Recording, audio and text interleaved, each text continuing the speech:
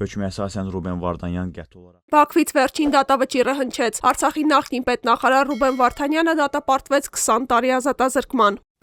Բաքվից զինվորական դատարանի դատավոր Զեյնալ Աղայևից ուղիղ 1 շաբաթ պահանջվեց վճիռ հրապարակելու համար։ Փետրվարի 10-ին նա հեռացել էր խորհրդակցական սենյակ։ Շինձո այս գործով մեղադրանքը պաշտպանող դատախազը եւ այսպես ասած տուժողները Արցախի նախկին պաշտոնյայի համար ցմահ ազատազրկում էին պահանջել։ Ruben Vardanyanın ömürlük azadlıqdan məhrum etmə cəzasına Դատական ֆարսը ողջ ընթացքում լուսաբանվում էր միայն ադրբեջանական լրատվամիջոցներով։ Վարդանյանն իր վերջին խոսքը փոխանցեց հարազատների միջոցով։ Я счастлив, сказал, что я представляю армянский народ здесь, на этом суде, не боюсь никакого наказания или решения и готов принять его совершенно спокойно, потому что это не судосудилище, и, к сожалению, они не воспользовались случаем, не воспользовались возможностью сделать нормальный судебный процесс, который позволил бы действительно заложить основу для долгосрочного мира, а устроили непонятное, непрофессиональное шоу, которое, к сожалению, никакой пользы никому не принесло, в первую очередь, азербайджанскому государству. Я уверен. Ռուբեն Վարդանյանը Բաքվում է արդեն 874 օր։ Նա Հակարիի կամրջի մոտից ձերբակալվեց եւ գերեվարվեց 2023 թվականի սեպտեմբերի 27-ին Արցախից բռնի տեղահանման ժամանակ։ Նրան սկսեցին մեկը մյուսի հետևից ծանր մեղադրանքներ առաջադրել՝ խաղաղության եւ մարդկության դեմ ուղղված հանցագործություններ, ռազմական հանցագործություններ, ահաբեկչության ֆինանսավորման եւ Ադրբեջանի Հանրապետության քրեական օրենսգրքի հոդվածներով նախատեսված այլ ծանր հանցագործություններ, մինչեւ անգամ ադրբեջանցի դիվանագետների դեմ այսպես կոչված Նեմեսիս 2 ծրագրելու համար։ Меня обвиняют во всем, что происходило с 1987 года. 2024 թվականի ապրիլի 5-ին Վարդանյանը հացադուլ հայտարարեց, պահանջելով անհապաղ եւ անվերապահորեն ազատ արձակել իրեն եւ Բաքվում ապօրինաբար պահվող մյուս բանտարկյալներին։ 20 օր անց անսալով հարազատների խնդրանքներին նա դադարեցրեց հացադուլը։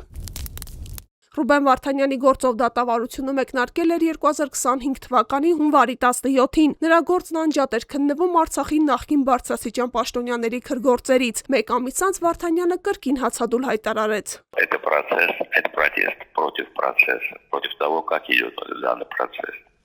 Я знал, что это шоу, и был готов к более худшим условиям. И я не жертва, и меня не надо жалеть, потому что это осознанное решение было. Զուգահեռ Հայաստանում հացադուլ հայտարարեց ապրելու երկիր կուսակցության համահիմնադիր Մանեթ Անդիլյանը։ Սա խնդրանք էր Ռուբեն Վարդանյանին, իմ եւ իմ ընկերների Արտավազդ Դալավերդյանի եւ Վարդան Ավագյանի